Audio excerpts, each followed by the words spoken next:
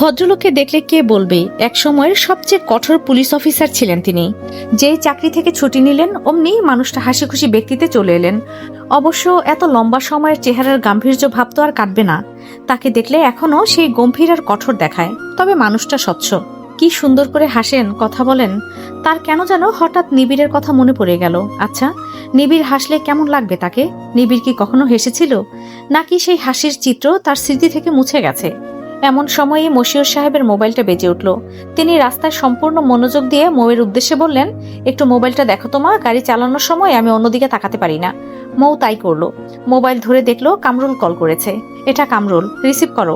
মৌ call receive করতেই ওপাশ থেকে ভেসে আসলো কামরুলের গলা। খালু খালু, জেহেনি থাহেন না কেন, তাড়াতাড়ি বাই তাহেন। নিবিড় ভাই আইয়া আমগো সারপ্রাইজ দিছে। মৌ বিস্মিত। মশিউর সাহেব কিছুটা চমকে গেলেও খুব সুন্দর একটা হাসি দিয়ে বললেন, দ্রুত বাপ বেটার জন্য 2 কাপ চা কর। খবরদার নিবিড়ের চায়ে চিনি দিবি না, ছেলে পরে চা খাবে না, বোঝাতে পেরেছি? এই দুপুর বেলাও চা? হ্যাঁ এখনই কর, ভাত পরে খাবো। মৌ নিজের অজান্তে জেনে ফেলল নিবিড়ের চায়ের পছন্দ সম্পর্কে। রিয়াজ সাহেবের এক নিয়মিত রোগী সিলেট গিয়েছিলেন। সম্পর্ক ভালো বলে রিয়াজ সাহেবের জন্য 1 কেজি এনেছেন। চায়ের ঘ্রাণটা অনেক জীবন্ত এবং আকর্ষণীয়, ঘ্রাণেই যেন পেট ভরে যায়। তার খুব ইচ্ছে হলো সেই চাপাতি দিয়ে নিবিড়কে চা করে দিতে, কিন্তু সেই সাহস তার নেই। আঙ্কেল, আমাদের বাড়িতে সিলেটি চা এসেছে, খেয়ে যাবেন। মশিউর সাহেব হেসে বললেন, কি ব্যাপার? সবাই যে একের পর এক সুসংবাদ দিচ্ছ, নিশ্চয়ই আসবো। 2 দিন কেটে গেল, নিবিড় এসেছে, অথচ মৌ তাকে চোখের দেখাও দেখেনি। অথচ এই 2 মাসে সে কতটা উদ্গ্রীব ছিল এই ভেবে কবে আবার নিবিড়ের সাথে তার দেখা হবে, কবে কথা বলবে। নিবিড় ধমক দিলেও মানুষটার কণ্ঠ তো শুনতে পেত সে, কিন্তু না, সে এই 2 দিনে ঘর থেকেও বেরোয়নি। লুকোচুরি করে মানুষটাকে দেখাও হয়নি বিভিন্ন ব্যস্ততায়। সে এই ভেবেই শান্তি পাচ্ছে কয়েক বিল্ডিং পরেই নিবিড় আছে, সে এখন কাছেই আছে, দূরে নেই। সন্ধ্যার দিকে মৌ তালিকা করছিল বিয়ে শাদির।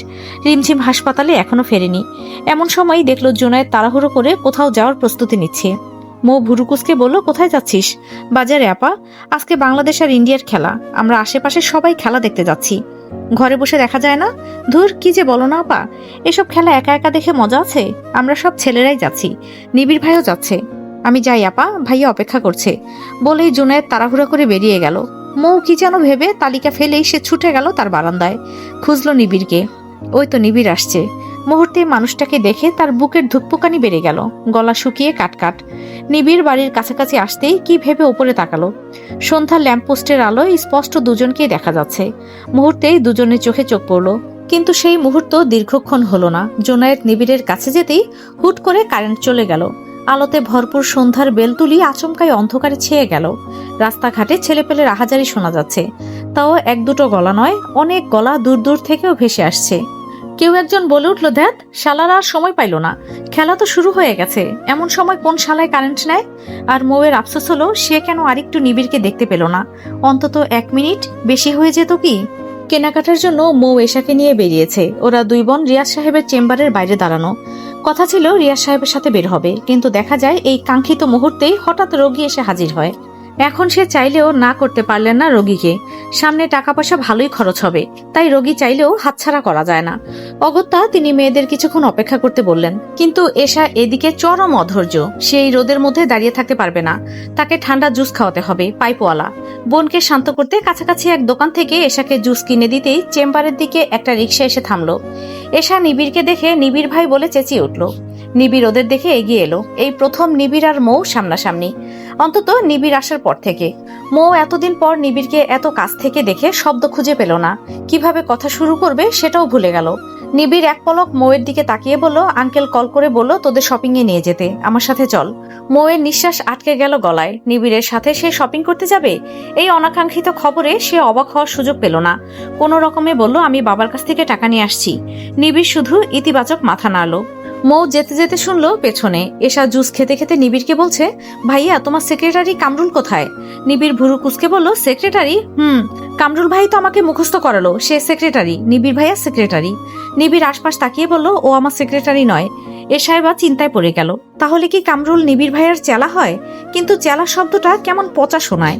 এগুলো তো গুন্ডাদের জন্য ব্যবহৃত হয়, চেলা ছাড়া আর কি বলা যেতে পারে? ভাবতে ভাবতে তার জুসের প্যাকেট খালি হয়ে গেল। মুহূর্তেই সে কামরুলের ব্যাপারটা ভুলে জুসের 4 মাথা ছিল। এরপর পায়ের কাছে রেখে সেটায় লাফ দিল। মুহূর্তে জুসের ভেতর থেকে ঠাস করে শব্দ হলো। সেই শব্দ পেয়ে এশা খিলখিল করে হেসে দিল। মৌ টাকা নিয়ে আসতে নিবিড় রিক্সা ডাকলো। তার মুহূর্তে মনে পড়ে গেল চট্টগ্রামের কথা। তারা একই রিক্সায় বসেছিল, নিবিড় তার খুব কাছে। মৌ অস্ফুট স্বরে বলল, রিক্সা কেন? কিন্তু সে বাকিটা বলার আগেই নিবিড় আরেকটা রিক্সাও ডাকলো।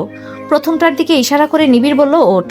মৌ ঠোঁট লালা দিয়ে ভেজালো। ভাগ্যিস পরের কথাগুলো বলেনি যে নিবিড় কেন তার সাথে বসবে। বললে চরম মানহানি হয়ে যেত। মৌ কোনো প্রকার জবাব না দিয়ে এশাকে নিয়ে রিক্সায় উঠল। নিবিড় অতি যত্নে হুড তুলে দিল। মৌয়ের ওনা রিক্সার বাইরে থেকে ভেতরে এনে দিল। মৌ মুগ্ধতা চেপে বলল, হুডের কি দরকার, রোদ লাগবে। বলেই নিবিড় পেছনে রিক্সায় উঠে পড়ল। রিক্সা চলতে শুরু করলো। মৌয়ের হৃৎপিণ্ড অস্বাভাবিক গতিতে ওঠানামা করছে। বারবার মনে পড়ছে নিবিড় তার হুড তুলে দিয়েছে, ওড়না গুছিয়ে দিয়েছে। লোকটা গম্ভীর ছিল, গম্ভীরই থাকুক না, তার কেন আবার জেন্টালম্যান হতে হবে? মৌ শক্ত করে বুক খামচে বসে রইল। এই অনুভূতিতে সে কবে যেন পাগল প্রায় হয়ে যায়। এশা তখন চারপাশ দেখতে ব্যস্ত, তার আপার দিকে একদমই ধ্যান নেই। পরপর হুডের ফাঁকা দিয়ে মৌ নিবিড়কে কয়েকবার করে দেখে নেয়। নিবিড় মেরুদণ্ড শক্ত করে এক রিকশায় বসা। তার যা উচ্চতা, এতে রিকশার হুড তুললেও বেশ ভোগান্তিতে পড়বে, মাথা আটবে না। তা ভেবে মৌ মুস্কি হাসলো। কত ধরনের খেয়াল যে তার মাথায় আসে। মৌ পথে জাবিরকেও দেখলো, কিন্তু সে অন্য কাজে ব্যস্ত, রাস্তার দিকে বা মৌয়ের দিকে খেয়াল করেনি। মৌ স্বস্তির নিঃশ্বাস ফেলে। আজকাল জাবির আবারও তার থেকে দূরে দূরে থাকা শুরু করেছে। কারণটা সম্ভবত নিবিড়। মৌ খেয়াল করেছে যখনই নিবিড় বেলতলিতে থাকে জাবির কোনো অকাজ করতে পারে না। মৌয়ের ধারে কাছেও একদম ঘেঁষে না। এলাকার বাইরে হলে উত্তক্ত করে, আর নয়তো নয়। সে আবারও হুডের পেছন দিয়ে নিবিড়কে দেখলো। বেশ ভাবসাব নিয়ে এখনো সেভাবেই বসা, আশপাশ ভালো করে নজরে রাখছে। মৌ হাসলো। মানুষটা নিজেও হয়তো জানে না শুধুমাত্র তার উপস্থিতি দিয়ে সে কিভাবে মৌকে সুরক্ষা দিচ্ছে। মানুষটার কাছে সে কতটা সুরক্ষিত সেটাই ভেবে যাচ্ছে। নিবিড় আজীবনের জন্য তার সুরক্ষা কবচ হলে কি মন্দ হতো? মলে পৌঁছাতে লিস্ট অনুযায়ী মৌ বেশ শপিং করলো। এর মাঝে রিমঝিম কল করে জানালো দ্রুত বাড়ি ফিরতে, মেহমান এসেছে। নিবিড় তা শুনে চিন্তিত হয়ে বলল, তুই না বলেছিলি পুরান ঢাকার কাচ্চি খেতে যাবি? মৌকে চরম হতাশ দেখালো। আজ কতদিন পর তার আবারও সুযোগ এসেছিল নিবিড়ের সাথে সময় কাটানোর, কিন্তু মুহূর্তেই তার সব পরিকল্পনা ধূলিসাৎ হয়ে গেল। অগত্যা শপিং শেষে নিবিড় তাদের আবারও রিকশায় উঠিয়ে দিল। হঠাৎ কি মনে করে নিবিড় রিকশাকে অপেক্ষা করতে বলে কাছেরই এক দোকানে ঢুকে পড়লো। সেখান থেকে পানি, জুস, আইসক্রিম এগুলো কিনে আনলো। লম্বা ধাপ ফেলে সে মৌয়ের কাছে এসে সেগুলো ধরিয়ে দিয়ে বলল, তুই শুরু থেকে পানি বা অন্য কিছু মুখে দিসনি, পানিটা খা, হাইড্রেশন পাবি। মৌ অবাক হলো, নিবিড় এত কিছু খেয়াল রেখেছে। মৌ পানির মুখটা খুলতে চাইলো। আজ এত শক্ত লাগছে কেন? নাকি নিবিড়কে দেখে তার সব শক্তি গায়েব হয়ে গেছে? নিবিড় ব্যাপারটা লক্ষ্য করে বলল, দেখি আমাকে দে। নিবিড় বোতলটা নিজের হাতে নিয়ে পানির মুখটা খুলে দিল। এশা তা দেখে নিজের জুসটাও নিবিড়ের হাতে ধরিয়ে দিল। আমারটাও খুলে দাও ভাইয়া। নিবিড় খুলে দিল। পরপর সে রিকশার ভাড়াটাও মিটিয়ে দিল। মৌয়ের দিকে তাকাতেই বলল, তোরা যা, তবে মামা সাবধানে চালাবেন, তাড়াহুড়োর কোনো দরকার নেই। রিকশা যখন চলতে লাগলো মৌ তখন হুডের পেছন দিয়ে বারবার নিবিড়কে দেখতে লাগলো, ঠিক যতটা তাকে দেখা যায়।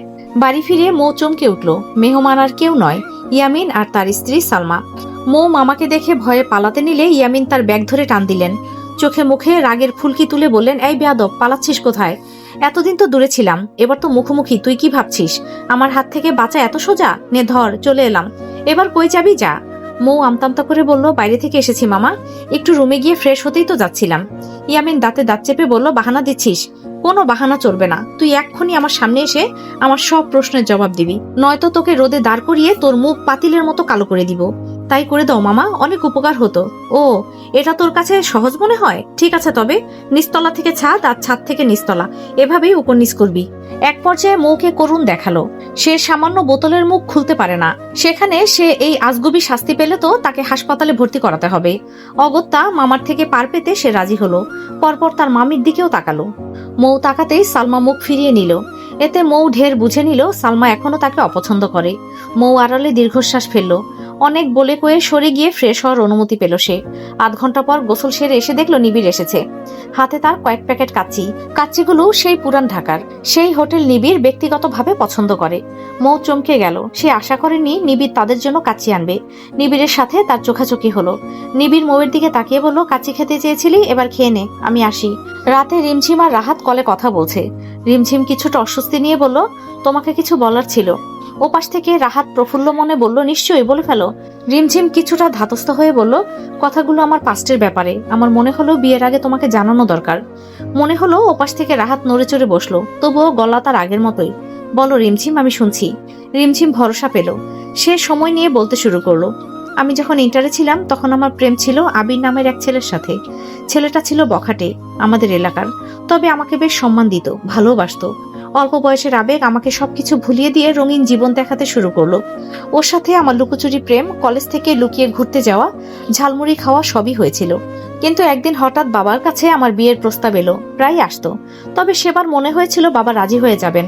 আমি ভয় পেয়ে গেলাম, আবিরকে জানালাম। আবির 2-1 দিন ভেবে আমাকে বলল যেন পালিয়ে আসি। রিমঝিম থেমে দীর্ঘশ্বাস ফেলল, যেন গলা কাঠ হয়ে গেছে শুকিয়ে। ওপাশ থেকে নীরবতা। সে আবারও শুকনো গলা নিয়ে বলতে শুরু করলো। আমি আরো ভয় পেয়ে যাই। পালিয়ে যাওয়াটা আরো বড় সাংঘাতিক বিষয়। পালাবো কেন? আবির কি পারে না তার বাবার কাছে বিয়ের প্রস্তাব দিতে? কিন্তু আবির আমাকে বোঝালো বাবা কখনোই আমাদের সম্পর্ক মানবে না, উল্টো আমাকে জোর করে ধরে কোন এক বড়লোক পরিবারে বিয়ে দিয়ে দেবে। ওর ব্রেন ওয়াশ আমাকে ভালোই প্রভাবিত করলো। আমি ওর কথা মতো দিক বিদিক না তাকিয়ে কিছু জামা কাপড় আর স্বর্ণ নিয়ে বেরিয়ে গেলাম। পালিয়ে গেলাম মধ্যরাতে। কিন্তু সেদিন যেই আবিরকে আমি চিনতাম সেটা সেই আবির ছিল না। সে সম্পূর্ণ অজানা একজন মানুষ। আমরা যেদিন পালিয়ে বাসের জন্য অপেক্ষা করছিলাম, আবির আমাকে ভুলিয়ে ভালিয়ে একটা নিরিবিলি গলিতে নিয়ে যায়। আমার অজান্তে সে আমার কাছাকাছি আসে। আমি তাকে বোঝানোর চেষ্টা করি যে আমাদের বিয়ে হয়নি, কিন্তু এমন মুহূর্তে রিমঝিমের গলা ভেঙে আসে, তার চোখ দিয়ে পানি গড়িয়ে পড়ে। সে কোনো রকমে নিজেকে শক্ত করে বলল। তখন আমি আবিরের আসল উদ্দেশ্য সম্পর্কে জানতে পারি। ওর উদ্দেশ্য ছিল আমাকে ফাঁদে ফেলে আমাকে সে ভোগ করে রাস্তায় ফেলে দেবে। আমার সৌন্দর্যের অহংকার সে ধুলোয় মিশিয়ে দেবে। সাথে যা স্বর্ণ টাকা পয়সা ছিল সেগুলো নিয়ে যাবে। আমাকে খুব খারাপভাবে ছুঁয়েছিল ও। সেই মুহূর্তটা এত জঘন্য ছিল বলে বোঝাতে পারবো না। কিন্তু আল্লাহর বিশেষ রহমতে ভয়াবহ কিছু হওয়ার আগেই নিবিড় ভাই, প্রণব ভাইয়া চলে আসেন। ওরা আমাকে সুরক্ষা দেন। সেই রাতেই কারো কোনো খবর ছাড়াই আমাকে ওরা নীরবে বাড়ি নিয়ে আসে। এলাকার মানুষ আজও জানে না কি এক ভয়াবহ রাত কেটে গিয়েছিল, কি এক ঝড় বয়ে গিয়েছিল আমার ওপর দিয়ে। ভাগ্যিস ওরা এসেছিল, আমাকে এক বড় বিপদ থেকে বাঁচিয়েছিল রাহাত। আমি তোমার হাত ধরে সেই রাত, সেই অতীত ভুলতে চাই। ভুলিয়ে দেবে না?